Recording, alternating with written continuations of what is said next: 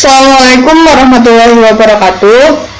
Sebelumnya di sini saya akan menjelaskan tentang tugas perawatan dan perbaikan dengan dosen Pak Vicky Prasetya. Sebelumnya izinkan saya memperkenalkan diri saya terlebih dahulu. Perkenalkan, nama saya Rati Anissa Fatin, kelas Teknik Elektronika 2B dengan nomor induk mahasiswa 200101020. Bagian 4.41 proteksi untuk keselamatan serta proteksi terhadap kejut listrik. Proteksi untuk keselamatan menentukan persyaratan terpenting untuk melindungi manusia, ternak, dan harta benda meliputi proteksi terhadap kejut listrik, proteksi terhadap efek termal, proteksi terhadap arus lebih bagian, proteksi terhadap gangguan voltase dan gangguan elektromagnetik. 2. Tindakan proteksi dapat diterapkan pada seluruh instalasi, pada sebagian instalasi, atau pada suatu perlengkapan. Jika kondisi tertentu tindakan proteksi tidak dapat dipenuhi, harus diterapkan ketentuan tambahan sedemikian sehingga ketentuan proteksi gabungan mencapai tingkat keselamatan yang sama. 4.10.1 Ruang lingkup. Persyaratan terpenting mengenai proteksi terhadap kejut listrik termasuk proteksi dasar dan proteksi gangguan dari manusia dan ternak. Standar ini juga mencakup penerapan dan koordinasi persyaratan ini yang terkait dengan pengaruh eksternal. Persyaratan diberikan untuk menerapkan proteksi tambahan dalam hal tertentu. Proteksi kejut. Proteksi kejut listrik berupa 1. Proteksi dari sentuhan langsung maupun tidak langsung. 2. Proteksi dari sentuhan langsung atau proteksi dalam pelayanan normal. 3. Proteksi dari sentuhan tak langsung atau proteksi dalam kondisi gangguan. Proteksi dari kejut listrik 4.41 didasarkan pada A.B yang melewati tubuh manusia sebesar kurang dari 30 mA secara terus-menerus. T sama dengan tak terhingga yang tidak membahayakan. Berdasarkan IEC 60479-1, arus listrik sebesar itu terkait dengan tegangan 50 volt untuk kondisi kering atau 5 volt untuk kondisi basah. Hal ini yang menjadi dasar proteksi terhadap listrik. Proteksi tambahan dengan GPS. Penggunaan GPS dapat hanya dimaksudkan untuk menambah tingkat tindakan proteksi lain terhadap kejut listrik dalam pelayanan formal. Dibagi menjadi beberapa, yaitu 1. GPS dikenal sebagai RCD atau Residual Crude Damage, atau RCPD Residual Crude Protective Damage, atau GFGE, atau Ground Torture Interrupt digunakan di USA. GPS dipasarkan dikenalkan juga sebagai ILCB. Menggunakan GPS dengan arus operasi sisa pengenal kurang dari 30 mA dikenal sebagai proteksi tambahan dari kejut listrik dalam pelayanan normal. Jika tindakan proteksi lain gagal atau karena kejanggalan pemakaian. Selanjutnya 4.11.3 proteksi tambahan. Kotak-kotak dengan arus pengenal tidak melebihi 20 ampere untuk digunakan oleh orang awam dan dimaksudkan untuk penggunaan umum. Dan perlengkapan mobil dengan arus pengenal tidak melebihi 32 ampere untuk pasangan luar. Selanjutnya 415.1 proteksi tambahan GPAS. Penggunaan GPAS dengan arus operasi sisa pengenal tidak melebihi 30 mA dikenal dalam sistem A.B sebagai proteksi tambahan dalam hal kegagalan ketentuan untuk proteksi dasar dan ketentuan untuk proteksi gangguan atau tindakan hati-hati penggunaan.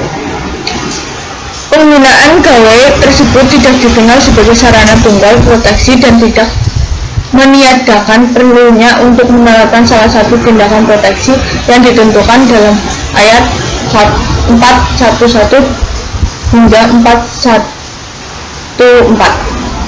Kotak dengan arus pengenal tidak lebih 20 ampere untuk digunakan oleh orang awam dan dimasukkan untuk penggunaan umum. Catatan pengecualian dilakukan untuk kotak untuk digunakan di bawah supervisi tenaga terampil atau terlatih, misal dalam beberapa lokasi komersial atau industri, atau disediakan kotak-kotak spesifik untuk hubungan jenis khusus perlengkapan portabel dengan arus pengenal tidak melebihi 32 ampere untuk dipasang. Bagian 4.42 proteksi untuk keselamatan dibawahi terhadap efek termal. 420.1 ruang lingkup. Manusia perlengkapan magun dan bahan magun yang berdekatan dengan perlengkapan listrik harus diberi proteksi terhadap efek berbahaya dari bahang atau heat yang dihasilkan oleh perlengkapan listrik atau radiasi termal, terutama efek berikut: pembakaran atau penurunan mutu, degradasi bahan, risiko luka bakar, pemburukan fungsi keselamatan dari perlengkapan yang tersedia. Perlengkapan listrik tidak boleh menimbulkan bahaya kebakaran pada bahan yang berada di dekatnya. Perlengkapan magun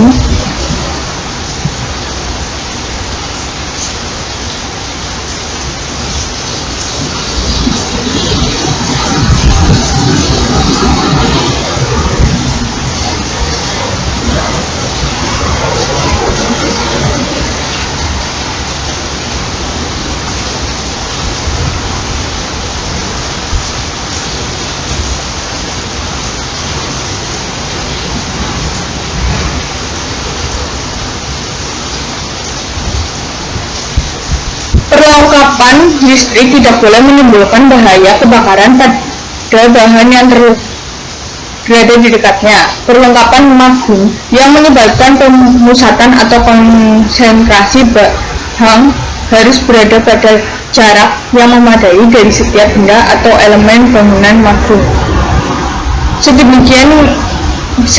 benda atau elemen bangunan tersebut dalam kondisi normal tidak dapat terkena suhu yang bahaya. Bila perlengkapan listrik dalam suatu lokasi tunggal berisi cairan yang mudah terbakar dalam jumlah signifikan, maka harus diambil tindakan pencegahan untuk mencegah cairan yang terbakar dari hasil pembakaran cairan yang menyebar ke bangunan lain. Ini merupakan bagian-bagian akses dan bahan permukaan kebakaran, khususnya pada bangunan tempat masyarakat berkumpul, yaitu bangunan untuk kepentingan umum seperti stadion olahraga, perkantoran, tempat ibadah, dan lain-lainnya. Diproteksi oleh GPAS atau gawai proteksi arus sisa dengan arus sisa operasi pengenalannya tidak melampaui 0,5 ampere atau dipantau oleh gawai pemantau insulasi kontinu yang menghidupkan alarm pada saat terjadi gangguan isolasi. Ketentuan ini berlaku untuk perumahan dengan daya 3500 FA dan untuk perumahan yang dengan daya di bawah 1500 FA yang sangat dianjurkan. Listrik Penyebab kebakaran. Pemanasan lebih karena beban lebih atau hubungan pendek mengakibatkan kerusakan isolasi kabel. 2. Penyambung buruk busuk api listrik pada titik sambung. Arus bocor sisa permanen yang meliputi isolator yang rusak. Sistem pembumian yang tidak tepat atau NTN strip C. Bagian 5.52 Pemilihan dan pemasangan perlengkapan listrik dan sistem perkawatan. Penjelasan sistem berhubung rel saat ini sudah banyak digunakan terutama untuk bangunan gedung komersial. Keuntungan sistem berhubung rel dibanding dengan pemakaian kabel adalah: A. Sistem berhubung rel merupakan seksi-seksi yang dapat disambung sesuai kebutuhan. B. Bentuknya kompak sehingga lebih mudah dipasang. C. Kapasitas antar arusnya lebih besar dan mempunyai shorter voltage yang relatif rendah. Penjelasan: konduktor polos adalah konduktor telanjang tanpa isolasi dan selubung. Hanya dapat dipasang di atas isolator. Saat ini tidak lazim di Indonesia. Isolator berisolasi adalah konduktor yang mempunyai isolasi tanpa berselubung, hanya diizinkan dipasangkan dalam konduit berhubung atau talang kabel. Kabel berselubung dapat dipasang pada hampir semua metode pemasangan kecuali untuk kabel berselubung inti tunggal yang tidak diizinkan tanpa pemagun. Selain itu, kabel berselubung tidak lazim dipasang di atas isolator yang bermaksud merakit pada terdiri atas isolator beserta isolasinya. Contoh kabel-kabel tersebut yaitu ada 3 ini. Selanjutnya adalah konduit dan sistem berhubung. Di Indonesia pada praktiknya instalasi magun voltage rendah biasanya menggunakan voltage nominal 230 sampai 400 AV-A.B. Karena hanya ada satu voltage nominal, maka pemasangan beberapa firsit dalam konduit atau berhubung yang sama. Setiap konduktornya diisolasi terhadap voltage nominal tertinggi yang sama, yaitu 230 atau 400 VA.B. Hal berikut mencakup rekomendasi untuk memudahkan pemasangan atau perakitan sirkuit yang dipasang dalam konduit. Panjang konduit lurus antara titik aksen sebaiknya tidak melebihi 25 meter. Jumlah belokan dalam setiap jalur sebaiknya diminimalkan. 3. Setiap radius belokan sebaiknya sebesar mungkin dan sesuai dengan petunjuk pabrikan. Kabel atau konduktor berisolasi sebaiknya tidak mencakup lebih dari sepertiga internal total konduit. Sistem konduit sebaiknya dipasang sedemikian sehingga meminimaliskan kerusakan konduit.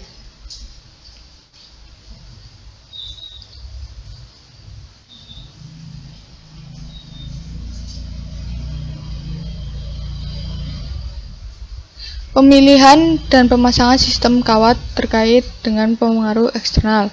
1. Suhu ambien. Suhu ambien tertinggi di Indonesia adalah 40 Celcius luar ruangan untuk kondisi ekstrim.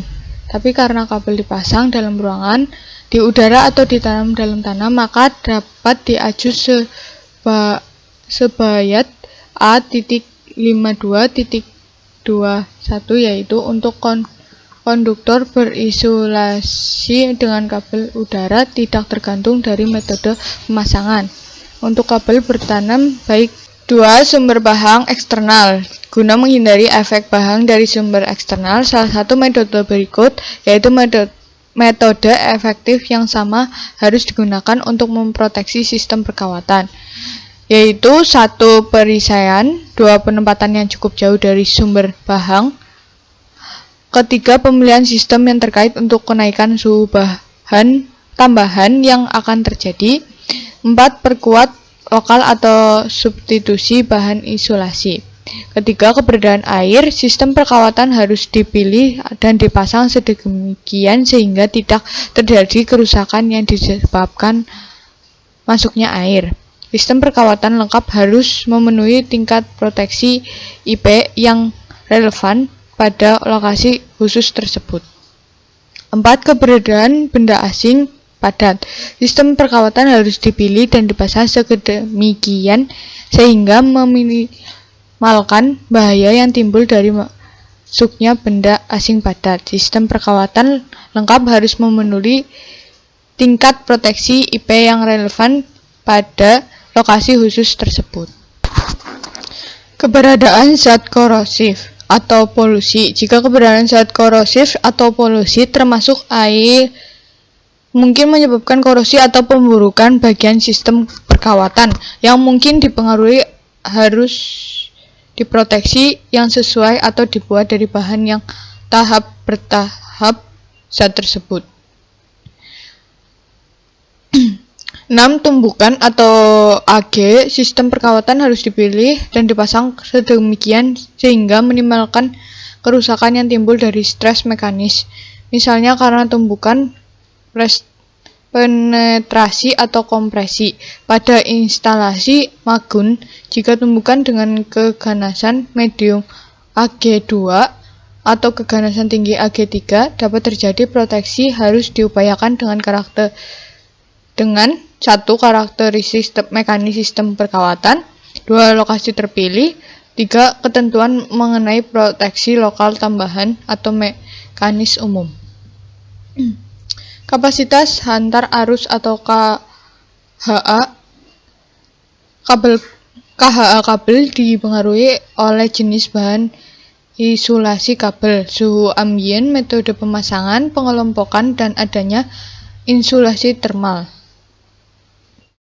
Tambahan jumlah sirkuit dalam kelompok akan menyaratkan reduksi lebih lanjut pada KHA konduktor tersebut karena efek pemanasan yang meningkat. Nilai KH yang sesuai juga dapat ditentukan seperti diuraikan dalam IEC 60287 atau dengan menguji atau dengan memperhitungkan dengan menggunakan metode yang dikenal asalkan metode itu dinyatakan jika sesuai. Harus diperhitungkan karakteristik beban dan untuk kabel tertanam resistan termal efektif dari tanah. Jumlah konduktor beban. Jumlah konduktor yang dipertimbangkan dalam suatu sirkuit adalah yang menghantarkan arus beban. Jika dapat diasumsi bahwa konduktor dalam sirkuit polifase menghantarkan arus seimbang, konduktor netral terkait tidak perlu dipertimbangkan. Pada kondisi ini, kabel 4 in diberi kapasitas yang sama seperti kabel 3 in yang mempunyai luas penampang yang sama untuk setiap konduktor fase.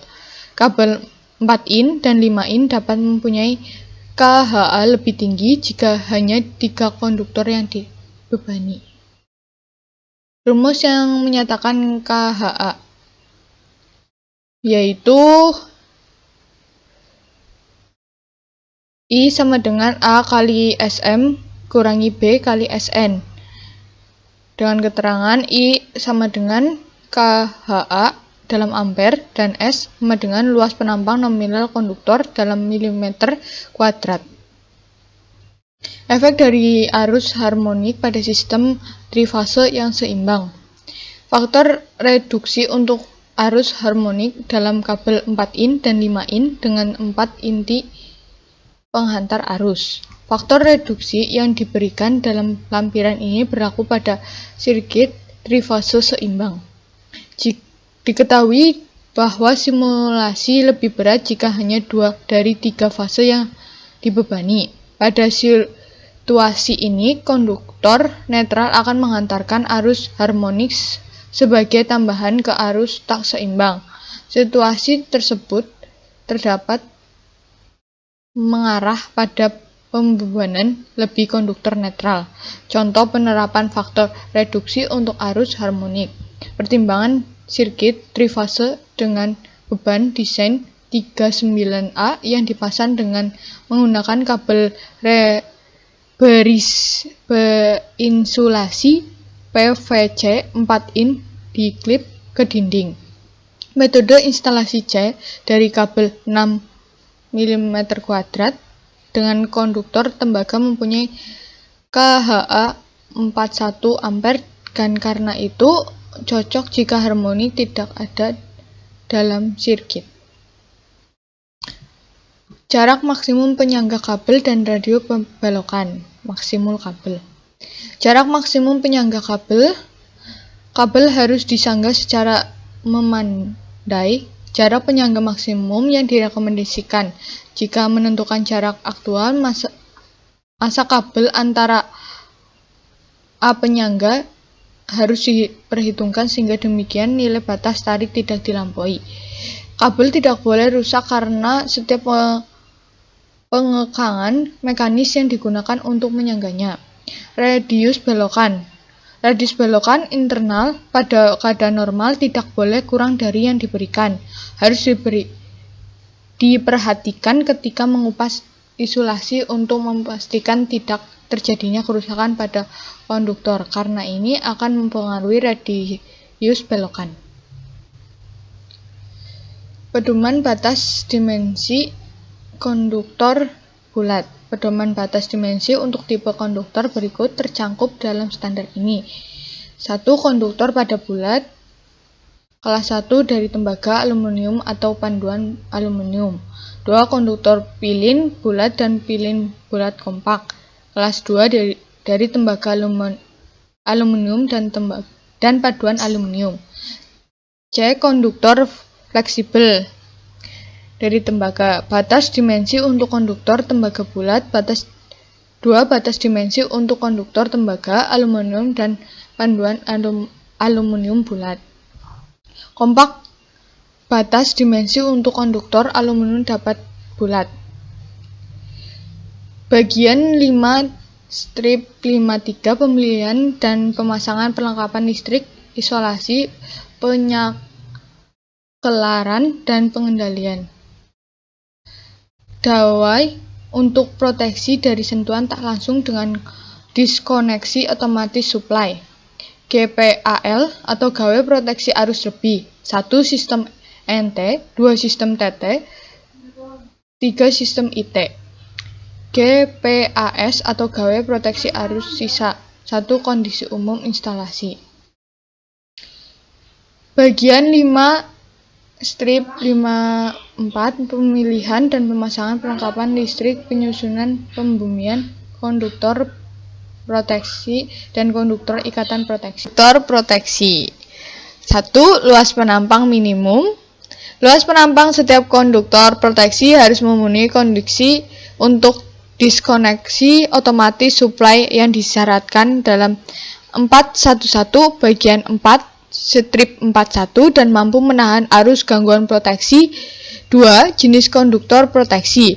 Konduktor proteksi dapat terdiri atas salah satu lebih berikut. 1. Konduktor pada kabel multi-inti. 2. Konduktor berisolasi atau polos dalam serubung bersama konduktor aktif. 3. Konduktor polos dalam berisolasi terpasang magun. 4. Serubung kabel logam, screen kabel, perisai kabel, anyaman kawat, konduktor konsentri, konduit logam yang terkena kondisi. Bagian 5-55 pemilihan dan pemasangan perlengkapan listrik perlengkapan lain. Set pembangkit kolase rendah. 1. Persyaratan tambahan untuk instalasi di mana aset pembangkit supply sebagai alternatif tersaklar ke suplai normal pada instalasi. Harus diambil tindakan pencegahan yang memenuhi persyaratan relevan bagi 5-53 untuk isolasi. Sedemikian sehingga generator tidak dapat beroperasi paralel dengan sistem suplai publik untuk distribusi listrik ke publik. Tindakan pencegahan sesuai dapat mencakup 1. Silih kunci listrik, mekanis atau elektromekanis antara mekanisme operasi atau sirkuit kendali gawai saklar tukar. 2. Sistem kunci dengan kunci tunggal yang dapat ditransfer. 3. Saklar tukar memutuskan sebelum menghubungkan 3 posisi gawe saklar tukar otomatis dengan silih kunci yang sesuai. Sarana lain yang memberikan pengamanan operasi setara. Lumeri dan instalasi pencahayaan sesuai definisi IEC. Lumeri adalah aparatus yang mendistribusikan, memfilter, dan transformasikan cahaya yang dipancarkan dari satu lampu atau lebih yang mencakup kecuali lampu itu sendiri, sesuai bagian yang perlu untuk memagun dan memproteksi lampu, dan jika perlu alat bantu sirkuit bersama-sama dengan sarana untuk menghubungkannya ke suplai listrik.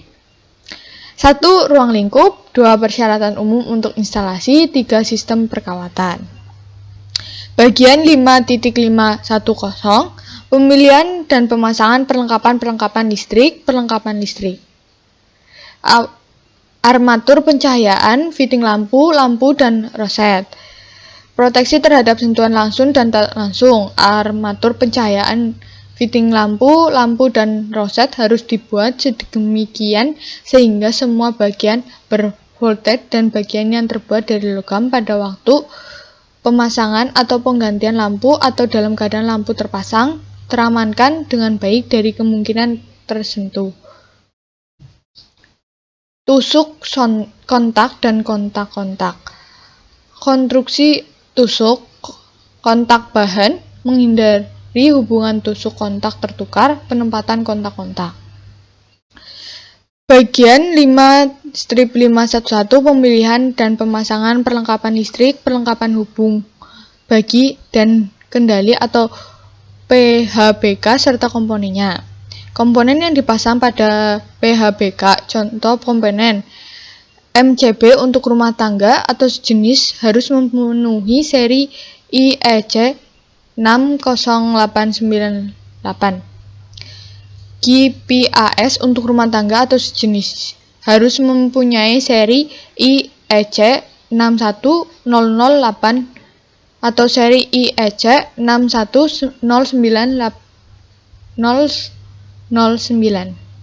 Sekering untuk industri maupun untuk rumah tangga atau sejenis harus memenuhi seri IEC 60269. MCB untuk industri harus memenuhi seri IEC 60947-2. Kabel IFC harus memenuhi seri IEC 60227 atau seri SNI 04-6629. Demikian presentasi dari saya. Bila ada kesalahan saya mohon maaf. Wassalamualaikum warahmatullahi wabarakatuh. Bismillah.